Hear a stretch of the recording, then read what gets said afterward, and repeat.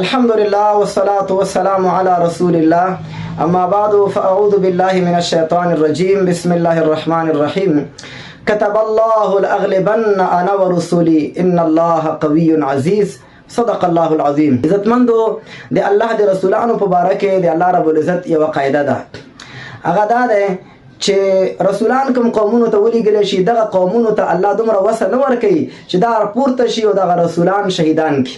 انبیا علیهم السلام شهیدانیږي خو رسولان قومونه نشي شهیدانولی. دویمه قاعده د رسولانو په باره کې دا ده چې کوم قوم د رسول مخالفت وکړي، چې کوم رسول ورته لېږلی شوی دا قوم د ده په مخالفت کې په اجتماعي طریقې سره پورته شي، نو دغه قوم باندې الله استثاري عذاب راولي.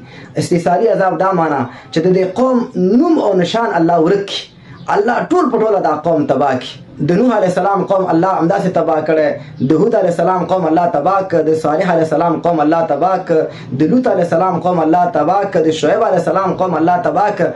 نوم و نشان پاتې نشو. الله قرآن کریم کې سورت حاقه کې فرمایي فهل ترى لهم من باقیه، آیا د دوی نه څوک تاسو ته باقي ښکاري؟ ټول الله تاسو نس کړي. البته یو قوم چې د رسول مخالفت یې کړی الله په هغوی باندې استثاري عذاب رانوست.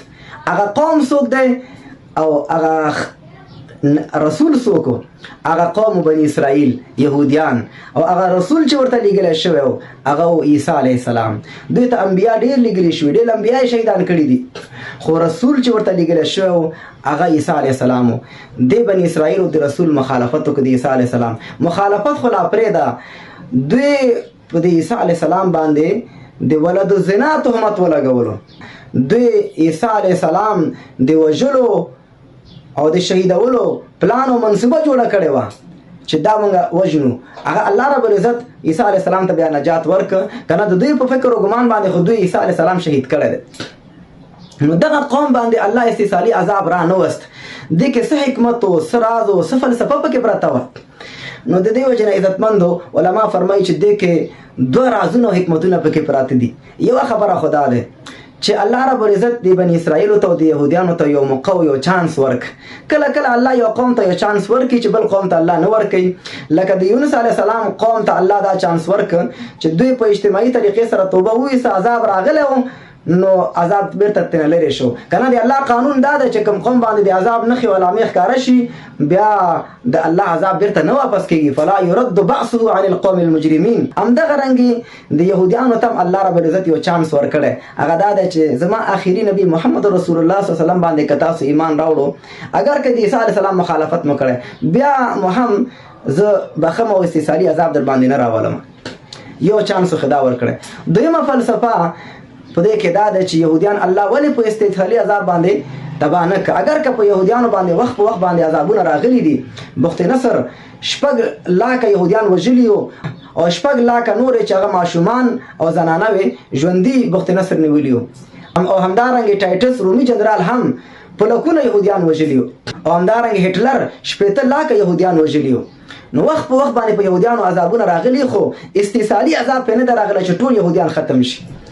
نو دویم راز او فلسفه پکې دا ده چې الله رب العزت دا ساتلی د دې لپاره د رسول الله صلی الله علیه وسلم امت چې کله بېدینه شي، دوی دنیا پرستی، ماده پرستی، خواهش پرستی، خپل هوا، خپل خواهشات، خپل مصلحتونه مخکې کړي، د الله دین شاته کړي. الله به په دغه یهودیانو چې مغضوب علیهم قوم دی الله په غضب کړی، دغه قوم به الله په دې خلکو مسلط وي چې تاسو چې محمد رسول الله صلی الله علیه وسلم امت دومره غوره خلک تاسو ولې د الله دین ته شا کړه. نو د دې وجه نه زه په مغضوب خلکو باندې چې زما غضب پېښ شوی دی دغه خلک به در باندې مسلط وم. خاص کر د عربو دپاره الله دا خلک یهودیان ساتلی دي، ځکه عرب چې دی دا غوره خلکو په دې معنا چې محمد رسول الله صلی الله علیه وسلم په عربو کې راغلی و، په دې معنا چې قرآن کریم ژبه عربي ده، د دوی په ژبه باندې آسماني دین نازل شوی. الله دا یهودیان دې دپاره ساتلي چې دغه خلک چې دومره غوره خلک دي دوی د الله دین ته شا کړي، همدا یهودیان به پرې مسلط هم لکه څنګه چې اوس په عربو یهودیان مسلط دي. عرب رټ ترې نه شي وهلی، ټول د یهودو په غلامۍ کې راغلي دي، خواهشات او هوسونو رانیولي. نو د دې وجې نه دا یهودیان الله دوی دپاره ساتلي. په هندوستان کې وایي څه خلک وو، هغوی قوم کې به چې چا ورانۍ او فساد وکړه، بېدیني به وکړه کوم ځوان، نو دوی به دې ته سزا ورکولو. نو سزا دپاره به دوی موچي راوغوښتلو، هغې په لاس باندې به سزا ورکولو.